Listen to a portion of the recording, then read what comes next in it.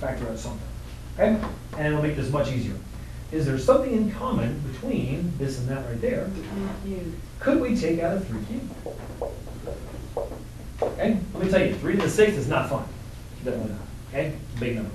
So let's take out a 3 cubed, and let's see what's left. Okay, we still have 1/6, and what's left here? 3 cubed. Still 3 cubed. Okay? Take the 3 cubed out of this, what's left? 9. Minus 9. Okay? You just made the problem that much easier because now you're using small numbers. Now, Did you take 3 squared out of 9? actually, yes, if you are very creative, which you are, you can actually borrow 3 squared and make it 3 to the 5th and 3 to the 5th, which is even better. You know what? That's pretty good. Oh my gosh! My sister's helping out. Very impressive. I like that. All right. So probably like if I were doing this problem and I was making a key for one of your tests, I would probably just take out the 3 to the 5th because I can see it in there. You know. So if you're really clever, you can make that 3 squared, 3 to the 3rd, 3 to the 5th, take all that stuff out. Okay. So if you at least, now if you don't catch it, that's okay. If you at least take out something, it'll make it a lot easier. Okay. Because I don't want to do 3 to the 6th. There's no way. So what is 3 to the 3rd? 27. 27. That's not so bad. Okay, this is also 27, but it's 27 over 6. 27 over 6, reduce that by 3. What do we get? 9 over 2. It would be 9 over 2. Yep. And you can disguise 9 while you're at it as 18 over 2. Okay? And this is going to be a lot easier than doing 3 to the 6th, I'll tell you that. And this is probably like the worst case scenario. Okay? These are probably like the biggest numbers we'll get. They're not that bad. So, 9 minus 18 is? 9 halves. And now all you have to do is multiply 9 times 27. Now, if I had 9 27s, that would be like having 10 27s take away 27, right? What if you had 10 27s? What would that be? 270? But I want 9 27s. So take away a 27 from 270 and you get 243, and the sign is negative, and it's over 2. Okay? And that's like the worst one you'll ever have to do. So if you factor, you can really help yourself out. We're not doing this with calculator. Okay? Now, eventually you'll have a calculator for the final exam, but what happens in calculus? You got this big old exam where you have to do these things without calculator, mandatory, and you have to be able to process this in your brain. Okay? I'm training you now for a year from now. All right? So you'll be masterful math students. And it works. Okay, so that is the y coordinate. Okay? Now we've pretty much done all the work. Now everything else just falls into place from here. So, relative maxima. That would be all the what's? Peak. All the peaks. All right? So, for the peaks, there aren't any, are there? No? Okay? You can see a peak because you'll see a plus, minus, or an up, down. We don't have that here. So that'll be none. Okay? Then we go on to something that I kind of threw out there yesterday.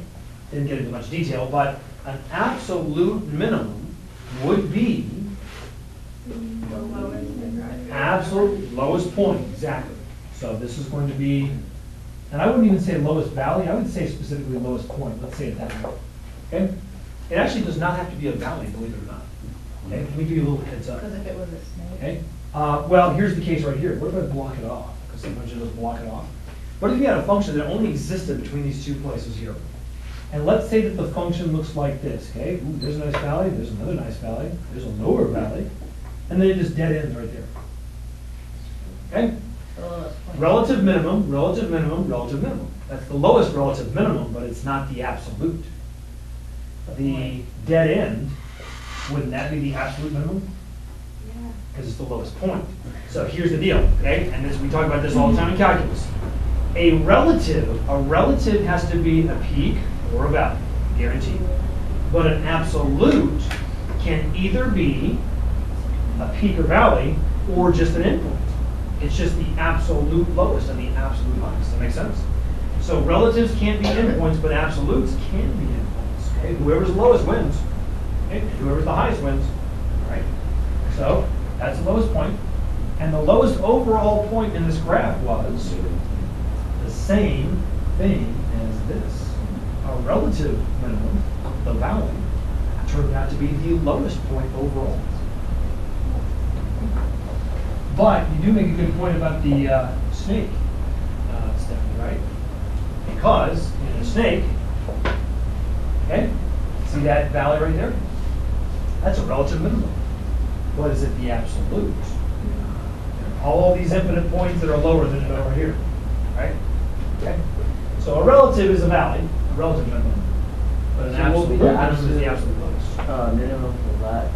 So for that one, it would be none. For the snake, it would be none. Because it just goes down forever. Okay? So there's no absolute maximum. Right, exactly. Yep. All right. Now, absolute maximum.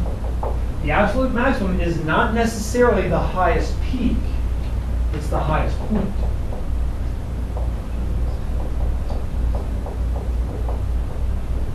Okay? Like in this picture right here. All right.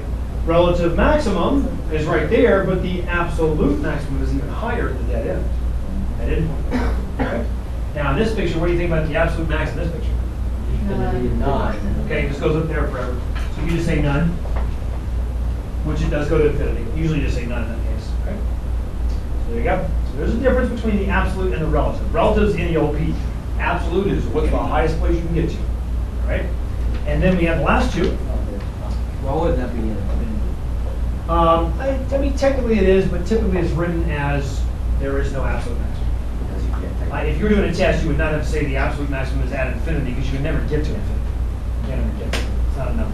It's just a. So it's just concept. It's way out there. Okay? So in that case, you just want to say there is no absolute maximum at all. All right, so minimum value. What is the minimum value, do you think, for this graph? Good instincts. Very good instincts. You know what? That was pretty good. That was fast, too. That's a plus. Plus they Google. Plus we will. Yeah. What would that do to your score? Make the report cards explode all across the school. All right. So, okay. So for the minimum value, it is only the y coordinate. Very good.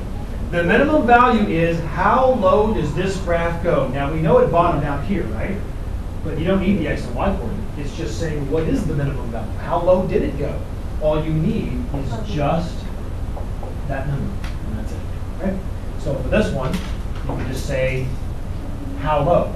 Only include the y coordinate, not the x coordinate. Okay? What would you mean to put y equals? No, just put it.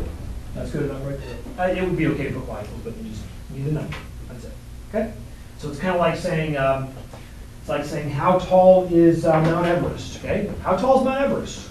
Nepal. Okay? That would be incorrect. It's in Nepal. Okay? If you give me the x coordinate, you're giving me Nepal. That's where it is. But I don't care where it is. I know it's in Nepal. I want to know how tall is it. The y coordinate is height and depth, right?